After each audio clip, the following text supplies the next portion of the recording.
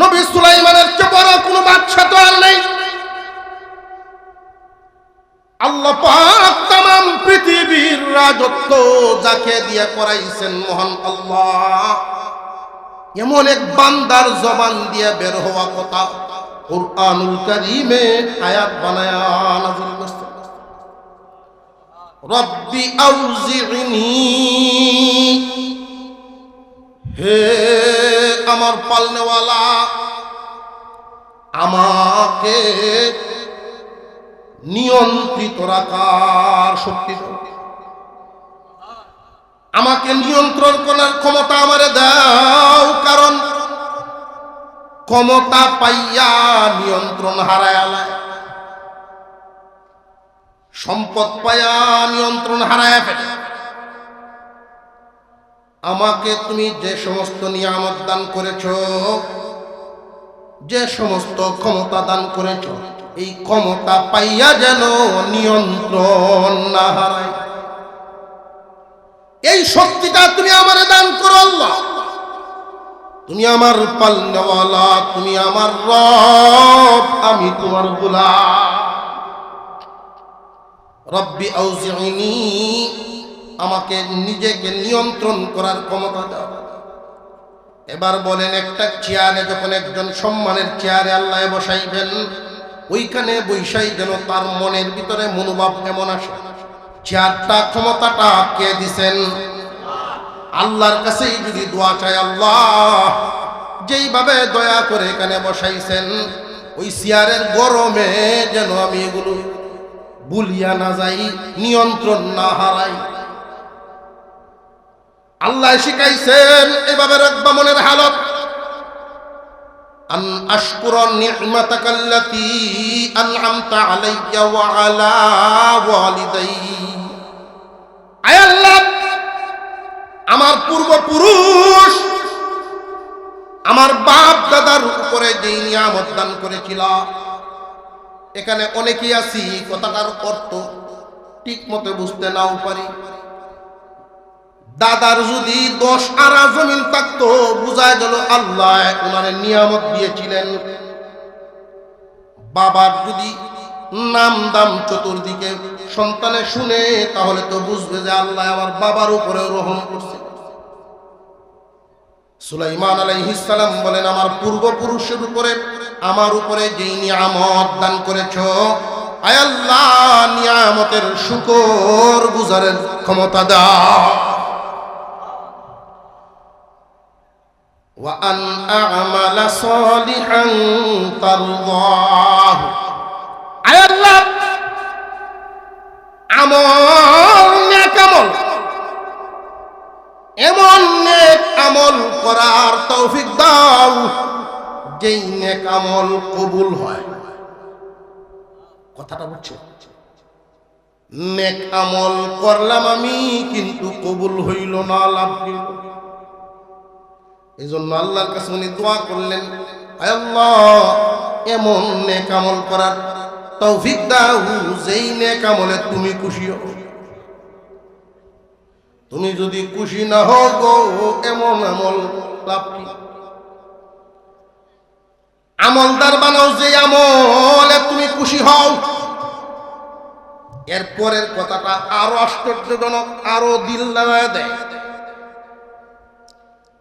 আমরা তো শুধু আল্লাহ তুমি আমরা নেককার বানাও, নেক কাজ করার তৌফিক দাও, নেক কাজ করার তৌফিক দাও, এতটুকু বলতাকি। সারা জীবন নেক কাজ করলাম, কিন্তু এই নেক কাজ যদি কবুল না হয়, এই জন্য আল্লাহর কাছে চাও, আল্লাহ এমন নেককার বানাও যেই নেক কাজ তোমার পছন্দ। ওয়া আদখিলনি বিরহমাতিকা ফি ইবাদিকাস সালিহিন। আল্লাহ সর্বশেষ দয়া করে তোমার দয়ার মাধ্যমে জান্নাতীদের তালিকায় নাম তুলে দাও। আল্লাহর দয়া রহমত হামেশা আমি মুহাম্মদকে ডেকে রাখি।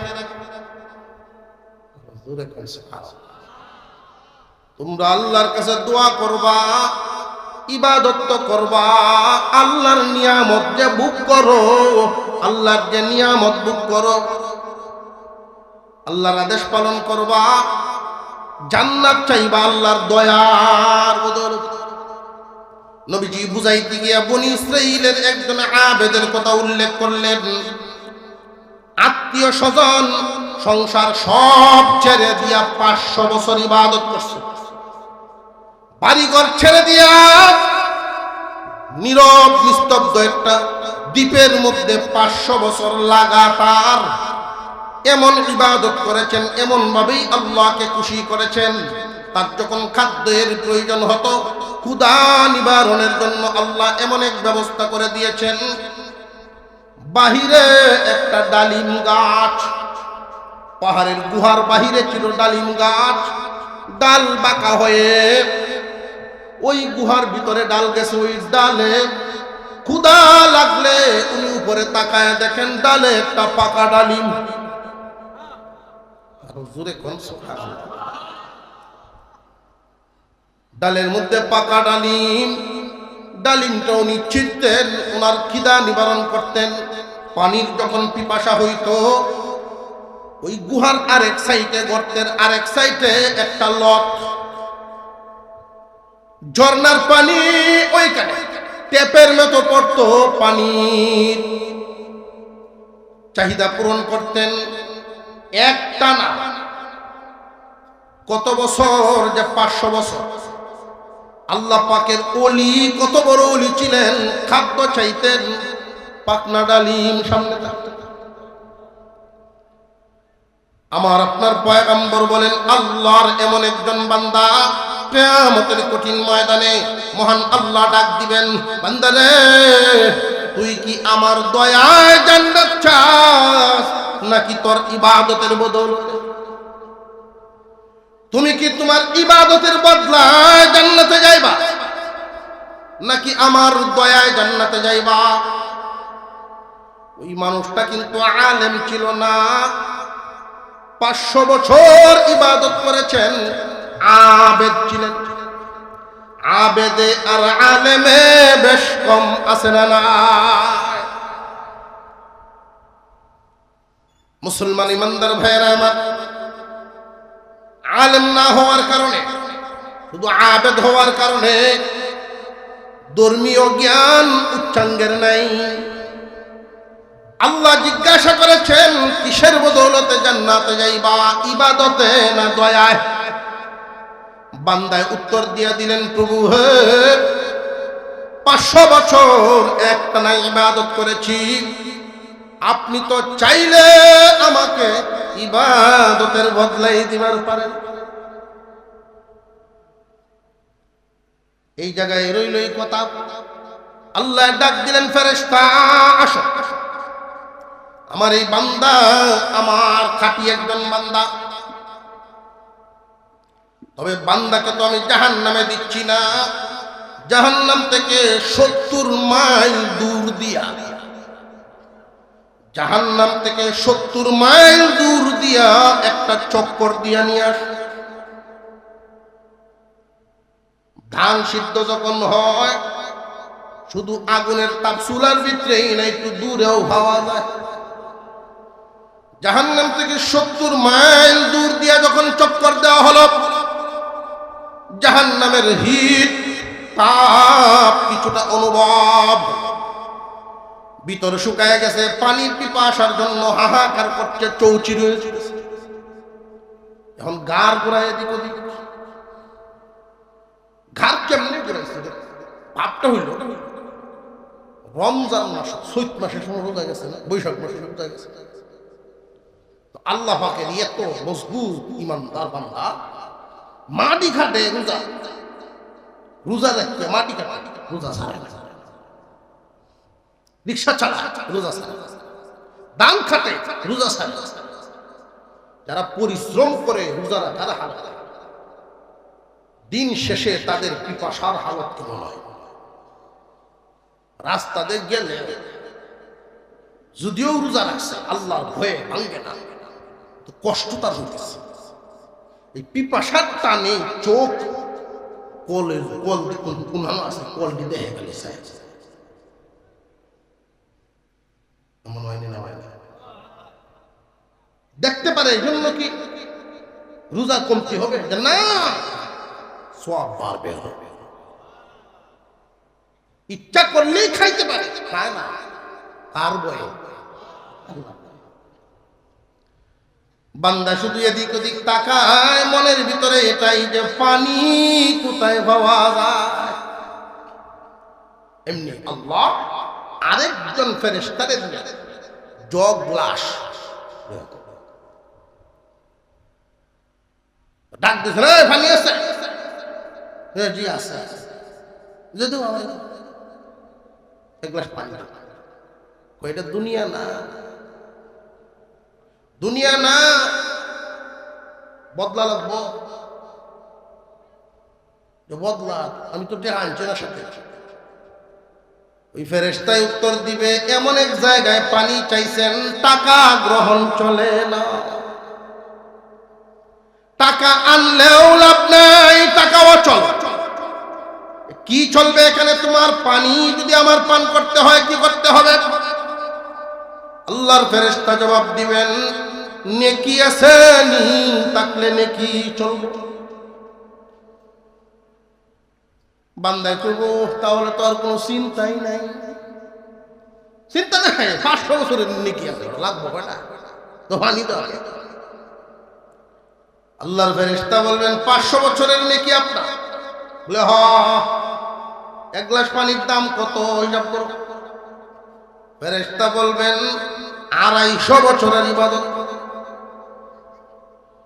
কয়শো বছর 250 বছর কই অত দাম ও বুঝে হইলে কাউ নইলে গলা ধরে যাও কি করতে জান বাঁচলে ভরে হইল হিসাব পরে মাসলা নাম রইল না দেওয়া এক গ্লাস পানি লইল ইবাদত 500 বছরের আছে না অর্ধেক নাই তার যে পিপাসার পরিমাণ ছিল যেই পরিমাণ শুকাইছিন ভিতর জমিনে পানি দিলে দেখবেন 1 লিটার তেলের পানি বেশি যদি শুকনা হয় ক্ষেতের এক কোনা বৃষ্টি তেল শেষ ফাড়া বড় বড় হেঁটে গেছে পড়া গলার যে সিফা সাফা 1 গ্লাস পানি খাইছে সামান্য ফেট হয়ে গেছে বাকিটু হতোই শেষ পিপাসা করতে নিব আবার আরেক গ্লাস আরো 250 বছর দিলাম 2 গ্লাস পানি পান 500 বছরের ইবাদত দান কুরআন দেইছে আল্লাহর সামনে বান্দা দাও দাও তোমার ইবাদত দাও বেহেশতে দিতে ইবাদতের বদলা কেন ইবাদত কই সব কই পানি খাইছে আল্লাহ 2 গ্লাস পানি 500 বছরের ইবাদত রে বান্দা মাত্র 2 গ্লাস পানি পান করার কারণে যদি 500 বছরের ইবাদত না থাকে বান্দারে আবার আমার সামনে দাঁড়াইয়া দেও হিসাব দাও অন্য কোনো কিছুর লাগবে না শুধু জন্ম থেকে মরার আগ পর্যন্ত আমার দেওয়া পানি কি পরিমাণ খাইছো ওইটার হিসাব দেওয়া যায় আল্লাহর রাসূল বলেন ইবাদতে জান্নাতে যাইবা কেউ পারবে না ইবাদতের বদলা যেতে এই জন্যই তো আল্লাহর নাম রহমান জবান খুলে মহব্বতে বলেন আল্লাহ আল্লাহ পাকের নাম যখনই একা হবেন সুযোগ পাইবেন মন ভরে মন থেকে আল্লাহকে ডাকবেন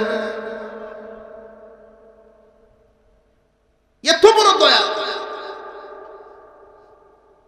আপনার সাথে একটু খারাপ আচরণ করলে আপনার 2-4টা কথা না শুনলে সরাসরি আইন করা আমার সামনে বলবে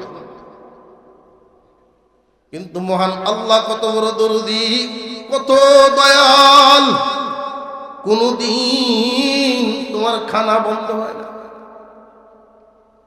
আল্লাহ যদি চাইতেন আমার সাজদা দেও না, শ্বাস প্রশ্বাস বন্ধ করে দিব, পারতেন না? পারতেন না? মহান আল্লাহ তিনি রহমান।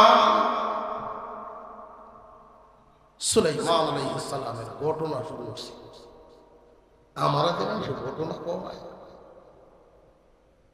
শাখা পোশাকা আইতেই থাকবো, আইতেই থাকবো। এক দুই রাত যদি আপনারা ঠিক হই তাহলে শুরু হবো। একটু না করলে তো নামটা তুই যাই, যাতে আগামী তাহলে একটা হতো।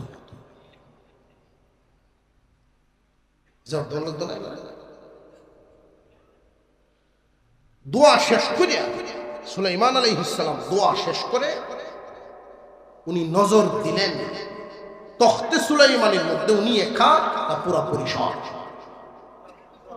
বুঝলেন? একলা না পুরা পরিষদ আছে? এই পরিষদের মধ্যে ওনাকে আল্লাহ তিন ধরনের বাহিনী দিয়েছে, তিনটা বাহিনী। জিন্নাত থেকে এক বাহিনী, পাখিকুল থেকে এক বাহিনী, আর মানুষ থেকে এক বাহিনী। উনি প্রথমেই নজর করলেন পাখির দিকে। এবার আপনারা বলেন, এই তিন বাহিনীর মধ্যে সবল দুর্বলের দিক থেকে তুলনামূলকভাবে দুর্বলকে পাখি। এই জন্য নবী সুলাইমান উনি শাসক সুলভ নজর। কি সুলভ নজর? শাসক সুলভ নজর। বড়দের, ক্ষমতাশীল যারা, তাদের দিকে নজর দিবেন পরে, দুর্বলদের দিকে নজর দিলেন আগে। আল্লাহ এই কথাটাই উল্লেখ করে, وتفقد الطير فقال ما لي لا أرى الهدهد أم كان من الغائبين।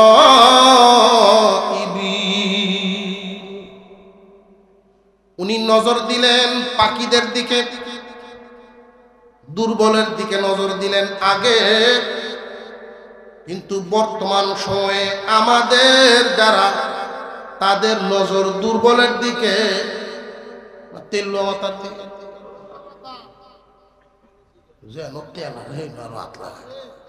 যেন সুহায় মাথা দিলে উল্টা। কারণ থিওরি হইল এরকম যে হিসাব দিকে লাভ নাই। বড় এখানটা বল মাছ একটা ধারো রাখি, এর কথা এলাকা সব পেছন এই থিওরিটা। বাদশাহ সুলাইমান আলাইহিস সালামের থিওরি তো বোয়াল মাছ দৈরে রেখে রাজত্ব চালানি লাগতো না। মহান আল্লাহ সব নিয়ন্ত্রণ করেছে। উনি ভরসা করতেন কারে? আরো হুজুরে কম আল্লাহ। আর যাদের ভরসা থাকবে আল্লাহর উপর, তার দ্বারা কোরআনের নীতি অনুযায়ী আমল করা সম্ভব। আর যার ভরসা থাকবে ব্যক্তির উপর, সে বল মাসি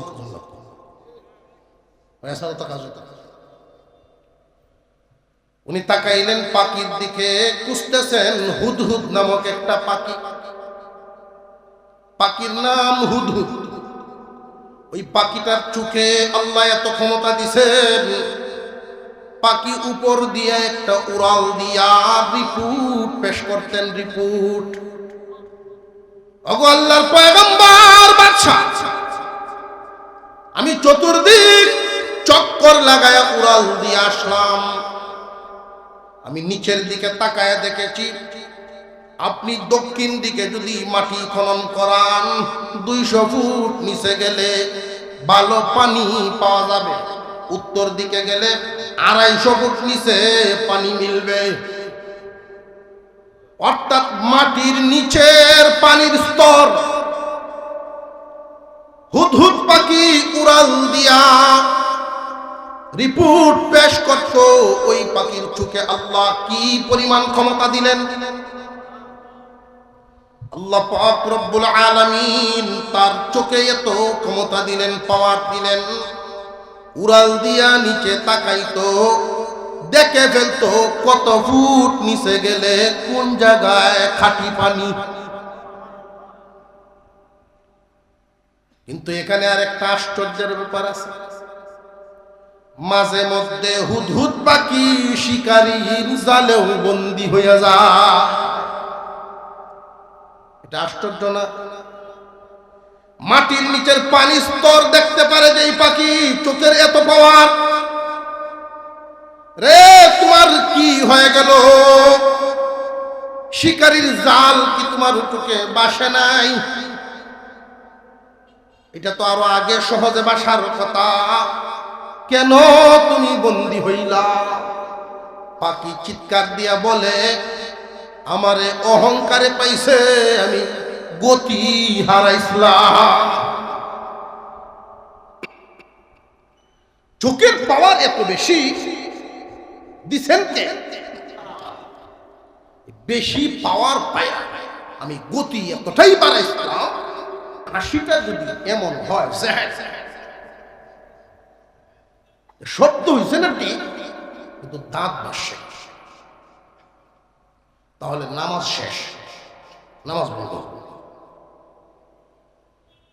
আর যদি হয় কাহা কাহা, যেটাকে বলে অট্ট হাসি, দাঁত তো দেখা গেছি শব্দটা কয়েকবার হিম্মে থেকে শোনা গেছে না, দিছে একটা হাসি। শব্দ হইল, দাঁতও দেখা হইল। তার মাসা হইল নামাজও তাকে যদি দেয়, নামাজের বাহিরে দিলে শুধু সুন্নতের খেলাফ করলো, অট্ট হাসি রাসূল নিষেধ করছেন। বেশি বেশি তারা অভ্যাসে পরিণত করে অট্ট হাসি, এদের দিল মরে যায়। নামাজের ভিতরে যদি এমন কাম করিয়া বই অট্ট হাসি, নামাজ তো যাই বই, ওযু নেই। ওযু ভঙ্গের কারণে মধ্যে কিন্তু কি করে না, পেশাব পায়না রাস্তা দিয়ে কোনো কিছু বাইরে ফেলে। তো নামাজের ভিতরে তুমি এই কাম করলা কেন? আল্লাহর সামনে দাঁড়াইছো, এই অট্ট হাসি আসলো কেমনে? তোমার হুশেই নাই।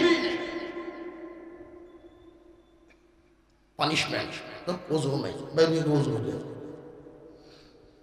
ইসলামের বিধান। এতক্ষণ কথা বললাম শুধু নবীগণের উত্তম হাসি কোনটা, নাম কি? তাবাসসুম, মুচকি হাসি। মুচকি হাসির ধরনটা কি? শব্দও হবে না, দাঁতও দেখা যাবে না। মানে আমি যদি দেখাই এই ভাবটা, তো আপনারাও বলে আসি আরম্ভ হবে, কাহা কাহা আরম্ভ হবে। অবস্থা তো বুঝে নিয়েছেন। উনি হাসলেন কেন? পিপীলিকার ভাষণ শুনে। কন্যা সুবহানাল্লাহ।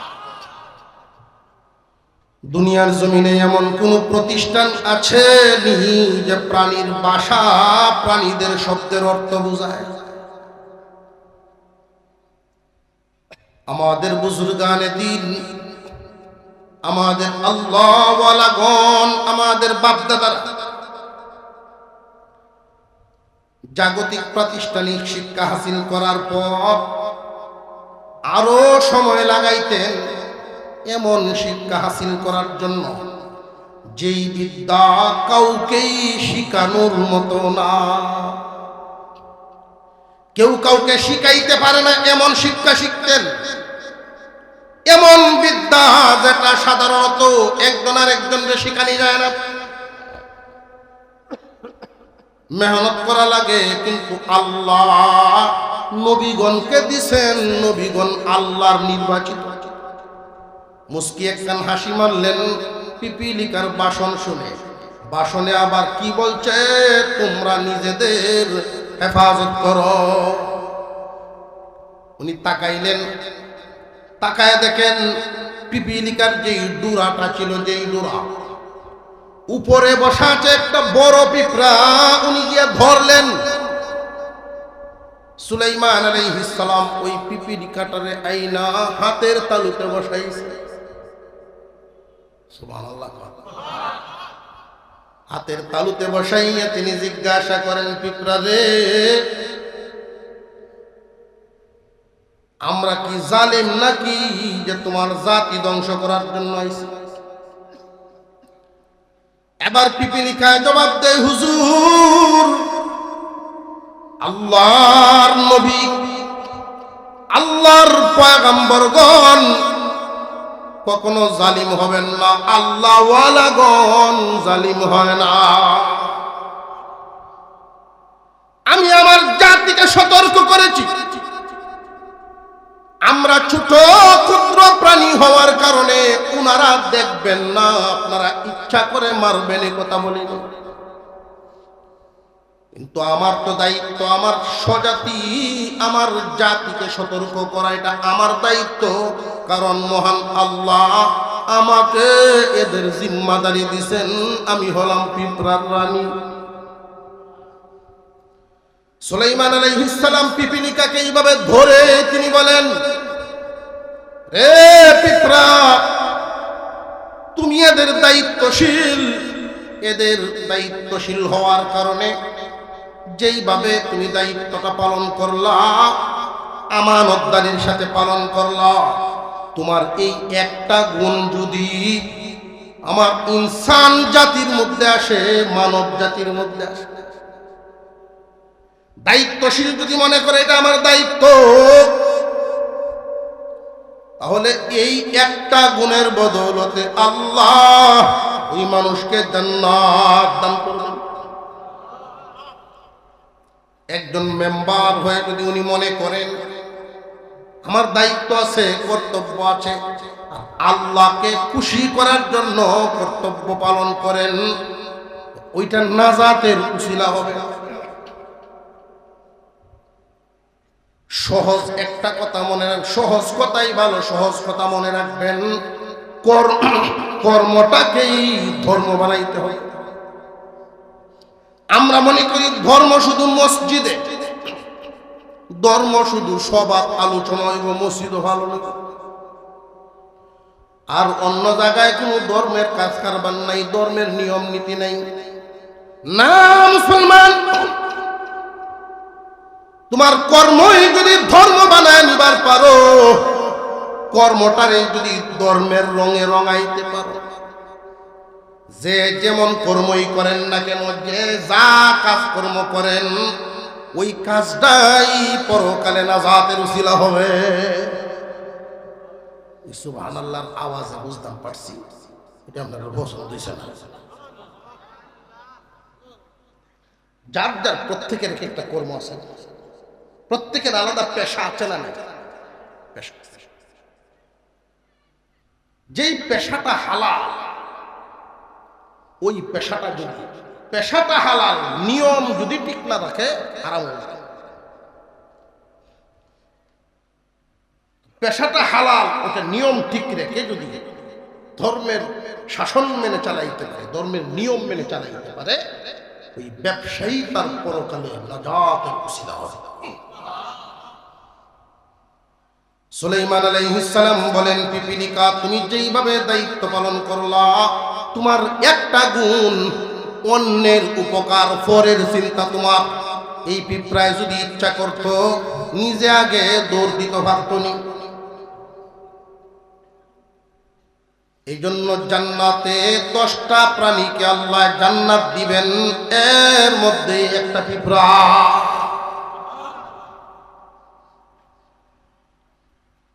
যেই গুণ থাকার কথা ইনসান, মানব জাতির মধ্যে, এটা প্রাণীর মধ্যে এসেছে। তাহলে প্রাণী কি আর প্রাণী রয়েছে? আশরাফুল মাখলুকাতের গুণ পায়। আফসোস হইল আশরাফুল মাখলুকাত নিজের গুণ হারাইয়া জঙ্গল থেকে প্রাণীর গুণ আনে। বুঝে আসতেছে?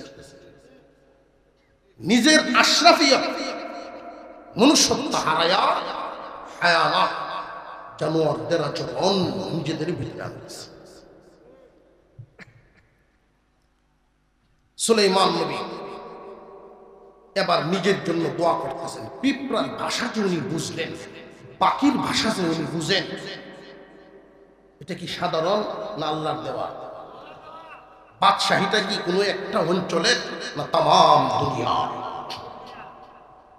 সুলাইমান আলাইহিস সালামকে আল্লাহ বাদশাহী পালন করার জন্য একটা প্লেন দিয়েছিলেন। প্লেন, কোন সুবহানাল্লাহ। বর্তমান দুনিয়ায় যে প্লেনগুলো আমরা দেখি বিভিন্ন এয়ারপোর্ট থেকে উড়াল দেয়, আরেকটা এয়ারপোর্টে গিয়ে ল্যান্ড করে। মানুষের বানানো প্লেন বা বিমান, উড়োজাহাজ আসমানে উড়াইতে হলে কমপক্ষে 2টা ইঞ্জিন লাগানো থাকা লাগে, আর নইলে 4টেও থাকে। একটার কোনো ভরসা নাই। উপরে যদি এক ইঞ্জিন নষ্ট হয়ে যায় তো আমরা মতো। এই জন্য বিমানে কমপক্ষে ইঞ্জিন কয়টা? 2টা। কোনটায় 4টাও থাকে। ইঞ্জিন ছাড়া বিমান উড়ে না। এই ইঞ্জিনটা, মেশিনটা চালানোর জন্য তেল পেট্রোলের দরকার আছে না নাই?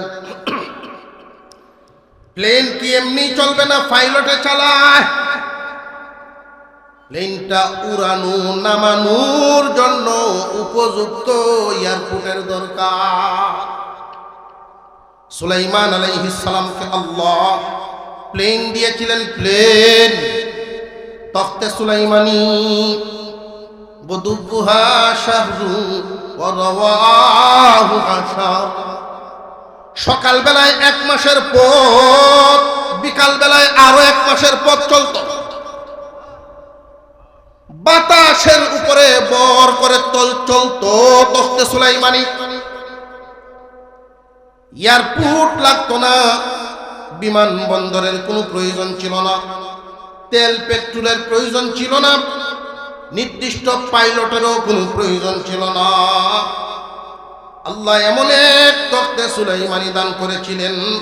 শুধু নবী সুলাইমান নয়, শুধু নবী সুলাইমান নন, ওনার পরিষদ সহ তখতে সুলাইমানিতে বৈশা উড়াল দিয়া চলে যাইতে।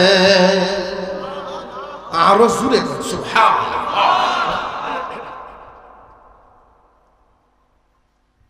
যেই নিয়ামত বা যেটার অস্তিত্ব পৃথিবীতে কল্পনা করা যায় না, এই রকমের বাহাদুর।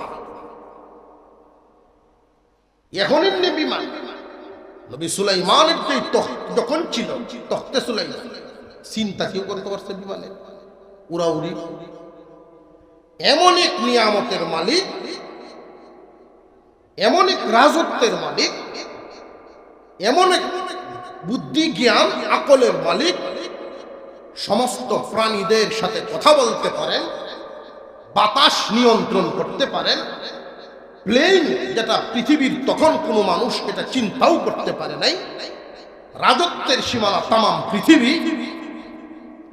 কিন্তু অন্তরের হালতটা কি আল্লাহ কোরআনে উল্লেখ করেন। পিপিলিকাকে ছেড়ে দিয়া উনি আল্লাহর কাছে দোয়া করা শুরু করে দিয়েছেন। সুবহানাল্লাহ। রব্বি আউজি'নি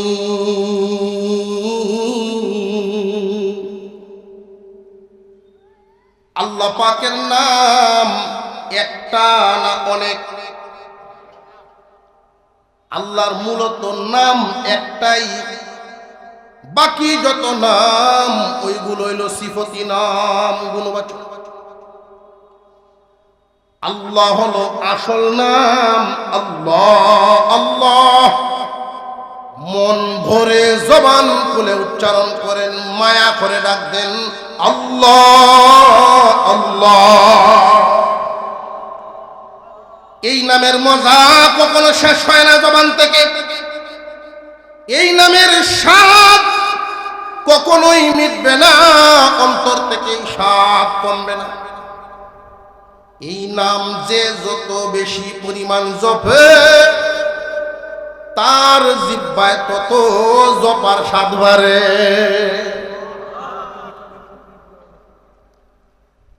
সুলাইমান আলাইহিস সালাম আল্লাহ বলিয়া ডাক দেন নাই, ডাকটা দিয়েছেন রব্বি।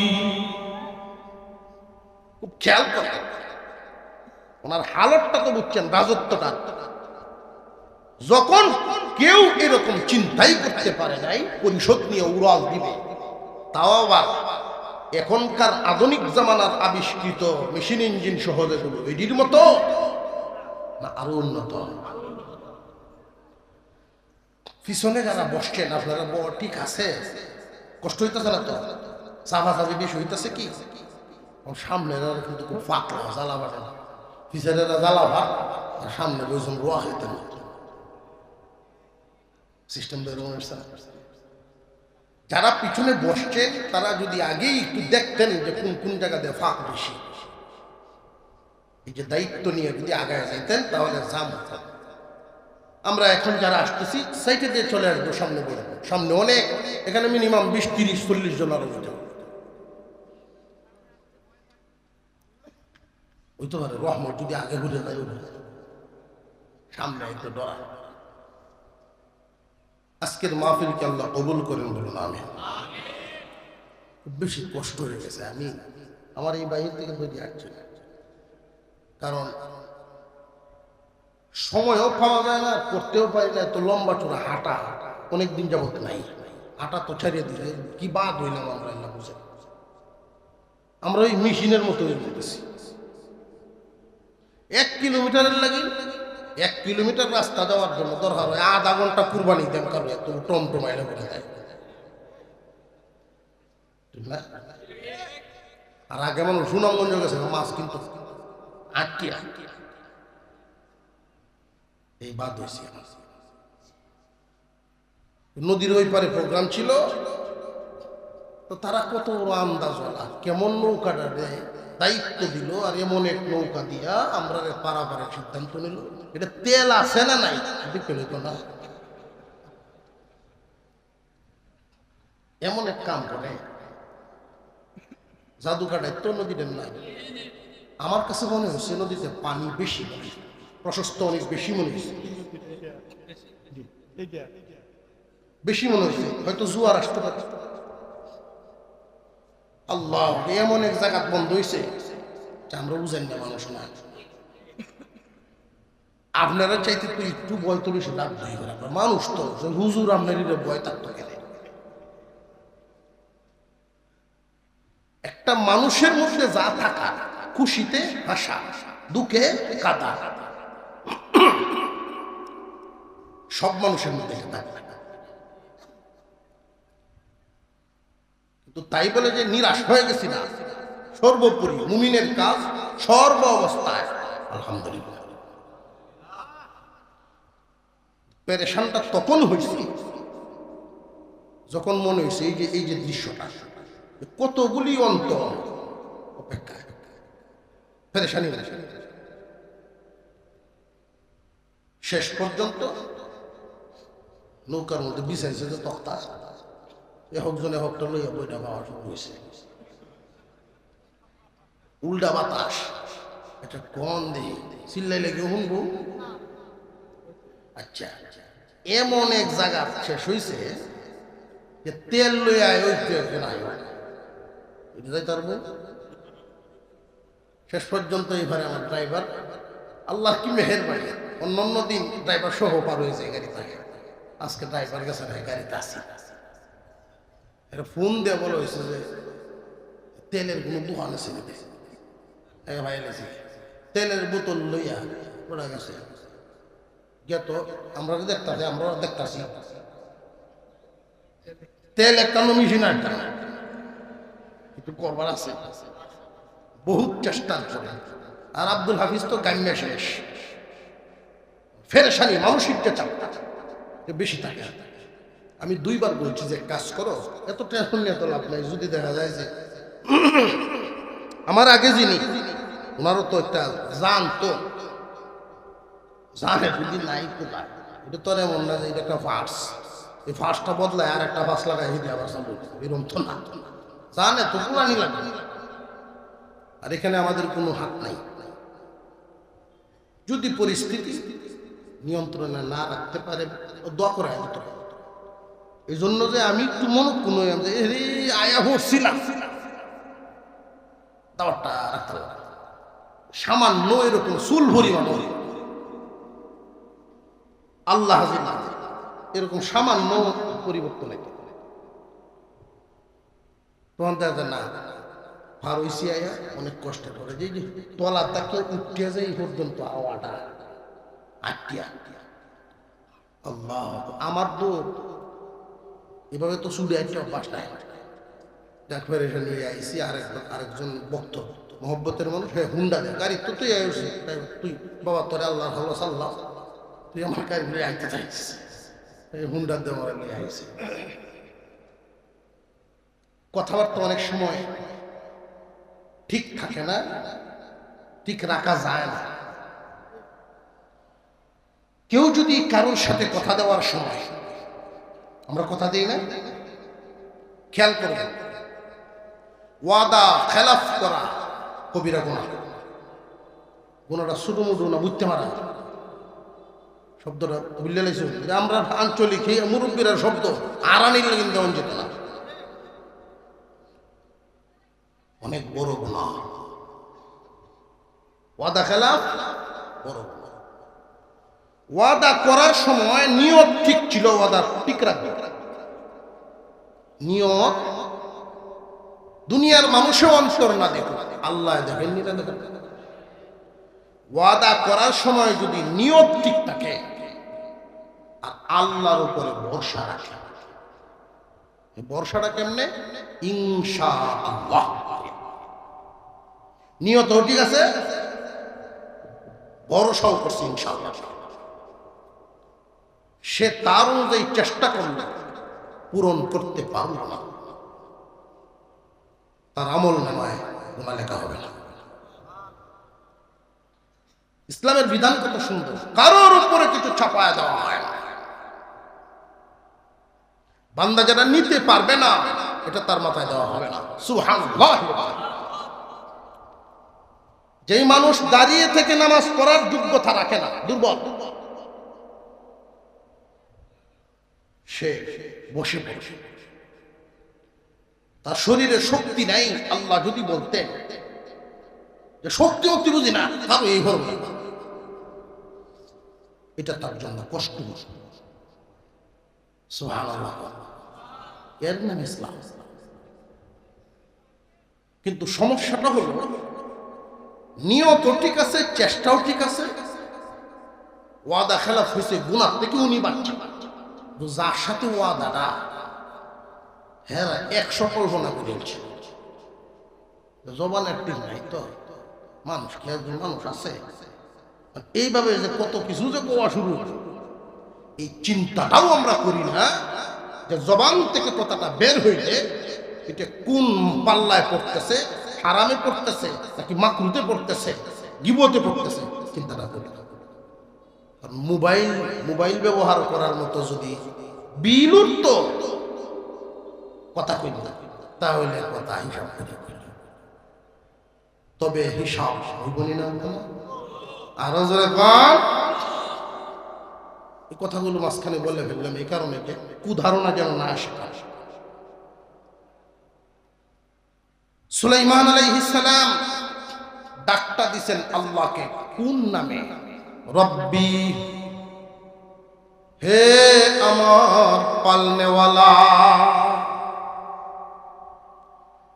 বাদশাহীর কোন ভাব এখানে আছে শব্দে না গোলামি? বলেন আল্লাহু আকবার। মহান আল্লাহ নাজিল করে শিখাইলেন, যারা দায়িত্বশীল হও মনের হালত কেমন রাখা লাগে আমার দেওয়া বাদশাহী পালন করে গেছে যিনি, তার কাছ থেকে শিখিয়া নাও। নবী সুলাইমানের চেয়ে বড় কোনো বাদশা তো আর নেই। আল্লাহ পাক तमाम পৃথিবীর রাজত্ব যাকে দিয়ে করাইছেন মহান আল্লাহ, এমন এক বান্দার জবান দিয়ে বের হওয়া কথা কুরআনুল কারীমে আয়াত বানায়া নাযিল করছেন। রব্বি আউজি'নি, হে আমার পালনেওয়ালা আমাকে নিয়ন্ত্রিত রাখার শক্তি দাও। আমাকে নিয়ন্ত্রণ করার ক্ষমতা আমারে দাও, কারণ ক্ষমতা পাইয়া নিয়ন্ত্রণ হারায়, সম্পদ পাইয়া নিয়ন্ত্রণ হারায় ফেলে। আমাকে তুমি যে সমস্ত নিয়ামত দান করেছ, যে সমস্ত ক্ষমতা দান করেছ, এই ক্ষমতা পাইয়া যেন নিয়ন্ত্রণ না হারায়, এই শক্তিটা তুমি আমারে দান করো আল্লাহ। তুমি আমার পালনেওয়ালা, তুমি আমার রব, আমি তোমার গোলাম। রব্বি আউজিউনি, আমাকে নিজেকে নিয়ন্ত্রণ করার ক্ষমতা দাও। এবার বলেন, একটা চেয়ারে যখন একজন সম্মানের চেয়ারে আল্লাহ বসাইবেন, ওইখানে বৈশাই যেন তার মনের ভিতরে মনোভাব এমন আসে, চেয়ারটা ক্ষমতাটা কে দিছেন? আল্লাহর কাছেই যদি দোয়া চাই, আল্লাহ যেইভাবে দয়া করে এখানে বসাইছেন, ওই চেয়ারের গরমে যেন আমি এগুলো ভুলিয়া না যাই, নিয়ন্ত্রণ না হারাই। আল্লাহ শিখাইছেন এভাবে রাখবা মনের হালত, আন আশকুরা নি'মাতাকাল্লাতী আন'আমতা আলাইয়া ওয়া আলা ওয়ালিদাই। আয় আল্লাহ, আমার পূর্বপুরুষ, আমার বাপ দাদার উপরে যে নিয়ামত দান করেছিল, এখানে অনেকেই আছি কথাটার অর্থ ঠিক মতো বুঝতে নাও পারি। দাদার যদি 10 আরা জমিন থাকতো, বুঝায় গেল আল্লাহ ওনারে নিয়ামত দিয়েছিলেন। বাবার যদি নাম দাম চতুর্দিকে সন্তানে শুনে, তাহলে তো বুঝবে যে আল্লাহ আমার বাবার উপরে রহম করছে। সুলাইমান আলাইহিস সালাম বলেন, আমার পূর্বপুরুষের উপরে আমার উপরে যে নিয়ামত দান করেছো, আয় আল্লাহ নিয়ামতের শুকর গুজারের ক্ষমতা দাও। ওয়া আন আ'মালা সালিহান তারদাহু, আয় আল্লাহ আমল, নেক আমল, এমন নেক আমল করার তৌফিক দাও যেই নেক আমল কবুল হয়। কথাটা বুঝছো? নেক আমল করলাম আমি, কিন্তু কবুল হইল না, লাভ কি? এই জন্য আল্লাহর কাছে উনি দোয়া করলেন, আয় আল্লাহ এমন নেক আমল করার তৌফিক দাও যেই নেক আমলে তুমি খুশি হও। তুমি যদি খুশি না হও গো, এমন আমল লাভ কি? আমলদার বানাও যে আমলে তুমি খুশি হও। এরপরের কথাটা আরো আশ্চর্যজনক, আরো দিল নাড়ায় দেয়। আমরা তো শুধু আল্লাহ তুমি আমরা নেককার বানাও, নেক কাজ করার তৌফিক দাও, নেক কাজ করার তৌফিক দাও, এতটুকু বলতাকি। সারা জীবন নেক কাজ করলাম, কিন্তু এই নেক কাজ যদি কবুল না হয়, এই জন্য আল্লাহর কাছে চাও, আল্লাহ এমন নেককার বানাও যেই নেক কাজ তোমার পছন্দ। ওয়া আদখিলনি বিরহমাতিকা ফি ইবাদিকাস সালিহিন। আল্লাহ সর্বশেষ দয়া করে তোমার দয়ার মাধ্যমে জান্নাতীদের তালিকায় নাম তুলে দাও। একটু আগে শুনলাম কি, এমন নেক আমলের তৌফিক দাও যেই নেক আমল কবুল হয়। এর পরের কথাটা কি?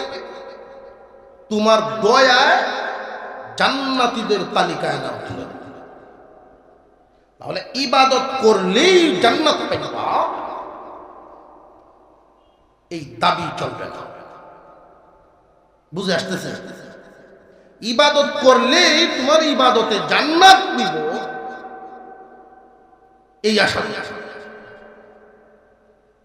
5 ওয়াক্ত নামাজ যে আমরা ফরজ করলেন আল্লাহ, 5 ওয়াক্ত নামাজ, রমজানের রোজা, আল্লাহর যত ইবাদত, এগুলোর দ্বারা যদি নিজেরা মনে করি যে আমরা জান্নাত না দিয়ে যাইব, নবীজি এক হাদিসের ঘটনা উল্লেখ করলেন, রে সাহাবীরা তোমরাও আল্লাহর কাছে দোয়া করবা। নবী সুলাইমান দোয়া করছেন, এই আয়াত শোনায়া বলেন তোমরাও এইভাবে দোয়া করবা, আল্লাহর দয়া ছাড়া কেউ জান্নাতে ঢুকতে পারবে না। সাহাবীরা প্রশ্ন করলেন, ইয়া রাসূলুল্লাহ, ইয়া হাবিবাল্লাহ, আপনিও কি আল্লাহর দয়ায় ঢুকতে হবে? আপনার বেলাও কি এমন নি? আল্লাহর রাসূল বলেন, হ্যাঁ, আমিও আল্লাহর দয়া ছাড়া জান্নাত পাব না। সৃষ্টির জন্য কিয়ামত। ফেরাউনের মতো সাম্রাজ্যকারী ক্ষমতাবান একটু ব্যবসায়ী টিকছে না। সোলজার সহ বিদায়, হুদহুদ পাখি এত বড় যোগ্যতা লইয়াও বাঁচবার কিন্তু পারে না। এখান থেকে শিক্ষাটা কি? সাবধান, লাগাম, নিয়ন্ত্রণ ভিতরে রাখা। উনি খুঁজতেছেন মালিয়া না আর হুদহুদ। আপনার কষ্ট হইতেছে, অনেক রাত হয়েছে, আমার কি হয়ে গেল? হুদহুদকে দেখতেছি না। কথাটা ধরনটা বুঝেন। আমরাও কোন ছাত্রের ক্ষেত্রে অনুপস্থিত থাকলে, কোন এক মিটিংয়ে, কোন এক জায়গায় যদি কেউ অনুপস্থিত, তো আমাদের বলার ধরন হলো অমুকের কি হইছে, সে নাই কেন, ঠিক না বেটি? কিন্তু আল্লাহর কোরআনে সুলাইমান নবীর বলার ধরনটা ছিল এইরকম না। উনি তো আমাদের মতো যদি বলতেন তাহলে বলার কথা ছিল হুদহুদের কি হইল, নাই কেন। সুলাইমান আলাইহিস সালাম কিন্তু এইভাবে বলেন নাই।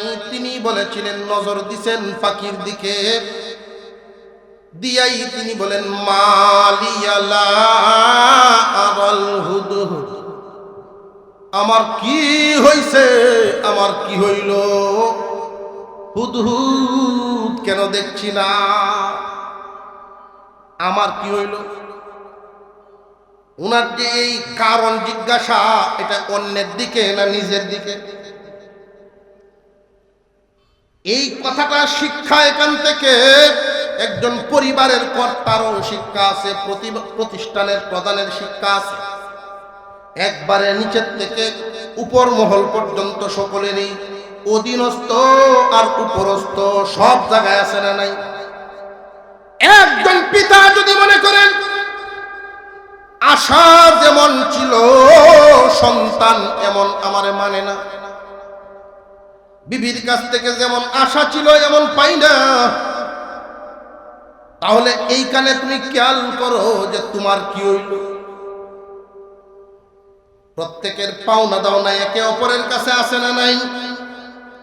বাবার কাছে সন্তানের পাওনা আছে, সন্তানের কাছে বাবার পাওনা আছে, স্ত্রীর কাছে স্বামীর পাওনা আছে, স্বামীর কাছে স্ত্রীর পাওনা আছে। তোমার কি হইল? তুমি অন্যকে অপরাধী সাব্যস্ত করার আগে নিজের দিকে খেয়াল করো, তোমার কোনো কমতির কারণে হইছে কিনা। হুদহুদ পাখি বলেন, পরিষদ বলেন, সব নিয়ন্ত্রণ করায় দিছেন কে? উনি তালাশ করতেছেন আমার আল্লাহ কি আমার প্রতি নারাজ নাকি, আমার কি হয়ে গেল, আমার কি কোনো কমতি হইল না? আমার যদি কমতি হয় তাহলে আমার অস্ত্র দুর্বল হয়ে যাবে, আমার দেয়াল বাউন্ডারি দুর্বল হবে। আমার কি কোনো কমতি হইল কিনা, এই জন্য নিজের দিকে নজর আগে দেওয়া। আমার বিবি এমন আচরণ কেন করছে, আমার কর্মচারীরা আমার আচরণ আমার সাথে, আমি উপরস্থ বসের সাথে এমন আচরণ কেন করে, খেয়াল করতে হবে। কর্মচারীদের সাথে আপনার কোনো এরকম কিছু হয়েছে নি যেই কারণে তারা অন্তরে কষ্ট হয়েছে? বুঝে আসতেছে? কিন্তু আমাদের অভ্যাস হলো অন্যের দিকে আঙুল তুলে রাখা, অন্যের দোষ তালাশ করা। অথচ তোমার বডির মধ্যে একটা চিহ্ন বান্ধা তাকায় দেখো, অন্যের দিকে যখন একটা আঙ্গুল তাক করি, বাকি 3 আঙ্গুল আমার দিকে কিন্তু হীরা। আমি একজনকে দোষী বলতে গেলে 3 আঙ্গুলে ডাকে, বান্দা তোমার নিজের দিকে 3 বার তাকাও, এটা তোমার মধ্যে আছে কিনা আগে তালাশ করে। হুদহুদ পাখি তালাশ করতে গিয়ে যে 1 কান আয়াতেই শুধু ব্যাখ্যা করলাম। সুলাইমান নবী তাকাইছেন বড়দের দিকে আগে না ছোটর দিকে আগে? ছোটর প্রতি দরদি হওয়া, দুর্বলের প্রতি যারা দরদি হয়, মহান আল্লাহ তাদের প্রতি সহায় হয়। হুদহুদকে তিনি দোষারোপ করার আগে উপস্থিত যে নাই, নিজের দিকে খেয়াল করছেন। অন্যের দিকে খেয়াল করার আগে, অন্যের অপরাধ দেখার আগে, অন্যের চাইতে আমি ভালো এই কথা সাবধান বলবেন না। নিজের মধ্যে দোষগুলো নিজেই বিচার আগে। ক্ষমতা পায়া হুদহুদের মতো নিয়ন্ত্রণ হারাইলে জাল জাপসা দেখা যাইব। এমন কথা 2-4টে মুখ দিয়ে বাইরে যাব, কথার কথা একজন সম্মানী মানুষ, দেশ বিদেশে বিশাল খ্যাতি অর্জন করছে, কিন্তু এই সম্মান পায়া একটু অহংকার এসে গেছে, আর যেটা একদমই আল্লাহর কাছে পছন্দ। এই অহংকারটা মহান আল্লাহ বান্দারে যে এই 10 বছর 20 বছরের নিয়ামত দিতে দিতে সম্মানের উঁচায় সিঁড়ি দিকে আর সুযোগ দিতেছেন দিক বান্দানি তওবা করে, অহংকার নিয়ে দূর করে না, খালি উঠতেই তাই। আল্লাহ যখন ধরে, আল্লাহ যত বড়, বড়রাও উভয় আছে, মিলবো হিসাব মিলবো। আল্লাহ পাক একটু জালসা দেখায়। এই যে লক্ষ লক্ষ মানুষের কাছে এত দিনের সাধনার সম্মান, একটু সামান্য জালসা পরিষ্কার।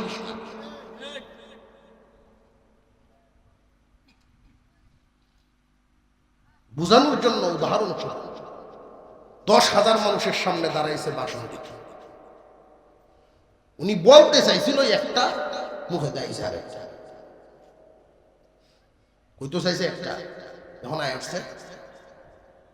এই যে বেশ কম হইল 1-2টা শব্দের সুরে, এতই তো মানুষের সামনে 2 শব্দে এমনই এক কারবার করছে। এতগুলো মানুষ জমাইছিল 10 বছর মেহনত করিয়া, একটা কথা স্লিপ কাটাইয়া মুহূর্তের ভিতরে সব জমা। উনি হলেন কে? আলসি বাঙ্গিয়া শেষবারের মতো জুড়ে সরে বলি কে?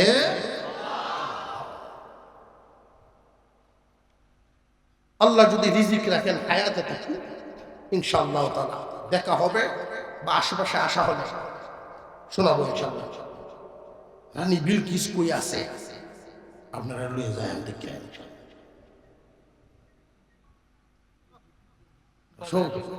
সকলে কইতেন জানা আছে আমার প্রত্যেকের তো হর্তা পাল্লায় কৌশল গুঞ্জিত তো চলন লাগে। আর যদি কোন কাবলা শেষ করলো 1 মিনিট লাগবে শেষ করলো।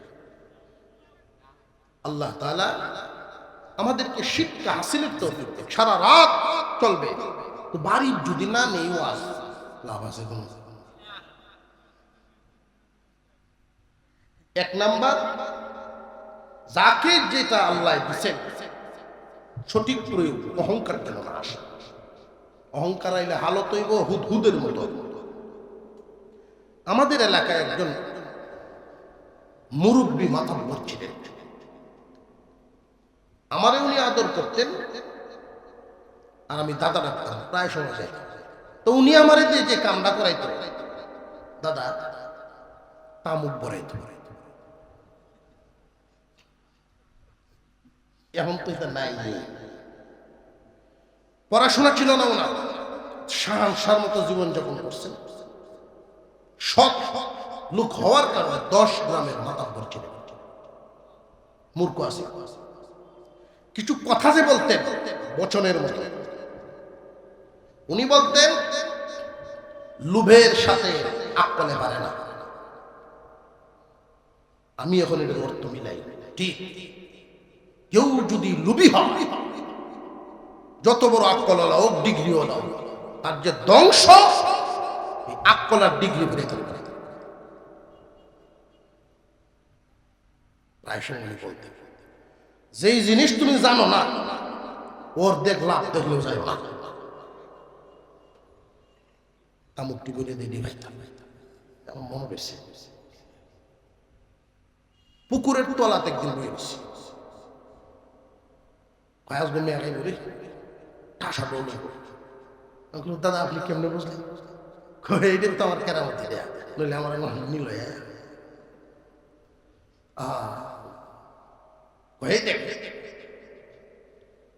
আমি কিচ্ছু দেখতেছি না। অর্থাৎ একটা গভীর পুকুর, মাটি তুলছে, মাটি রাখতে অনেক গভীর হয়েছে, তলার মধ্যে দুপুরে উঠতে মাটি কাটতে গেছে। নিজে তলাটার মধ্যে রোদ টোদ লাগানি লাগে, মানুষকে বইতো আগের দিন তৈরি আছে, কেতা শুহাইতো শুহাইছে না। অহনি আলাপ করলে এহনের ভুলা মানে আল্লাহ বাঁচাইছে, এই সময় আইসি না। অথচ কি মজা লাগতো বইতে। তো দাদা আমাদের দেখাইছেন যে এই পুকুরের তলায় পিপিলিকার বাসা ছিল, ছোট ছোট পিঁপড়া। বেশিরভাগ সেটা হয় আমাদের কম বয়সের বাইরেরা, কম বয়সের ফুলাফান যখন মোটর সাইকেলটা স্টার্টটা দেয়, আমি পর্চা দিতে সাইড দিতে যাই, বাবা তুই যেতে থাকবে সাবধান। রক্তের গরমে সামান্য একটু জাবসা যদি আল্লাহ দেখে, এই জাবসাটা কখন হয় জানো? আল্লাহ যখন নারাজ। যুবক, তোমার এই মোটর সাইকেল চালানোর গতিটা একজন মুরব্বী মানুষের অন্তরে আঘাত আনতে পারে, একজন বৃদ্ধ বৃদ্ধাকে কষ্ট দিতে পারে। কেন? তুমি যে চাক্কাটা ঘুরাইছো, এই ধুলাবালি উড়ার নাকে মুখে উঠছে। যেই বয়সে তোমাদের থেকে সালাম আদব কায়দা পাওয়ার কথা, এর বিপরীতটা দেখে আমি সহ্য করতে পারেন, কষ্ট পাইছি। আর এই জাতীয় কষ্ট তোমার উপর যদি জমতে থাকে, সীমা লঙ্ঘন হয়ে গেলে হঠাৎ ব্যবসা দিতে হবে। 2 নাম্বার, সবসময় ছোটর উপরে ইহসান, দুর্বলের প্রতি দরদি হওয়া। রাসূল বলেন, তোমার বাচ্চাদের জন্য মজা আনলেও ছোট বাচ্চাটা আগে দিও। আল্লাহ পাক 3 নাম্বার যে শিক্ষাটা, একই আয়াতে 3টা কথা। 1 নাম্বার অহংকার, 2 নাম্বার দুর্বলের প্রতি দরদি, 3 নাম্বার অন্যকে দোষী সাব্যস্ত করার আগে নিজের দিকে তলাশ করা। আল্লাহ আমাদেরকে আমলের তৌফিক দেন। আমরা আত্তাহিয়াতুল সূরাতে বসি।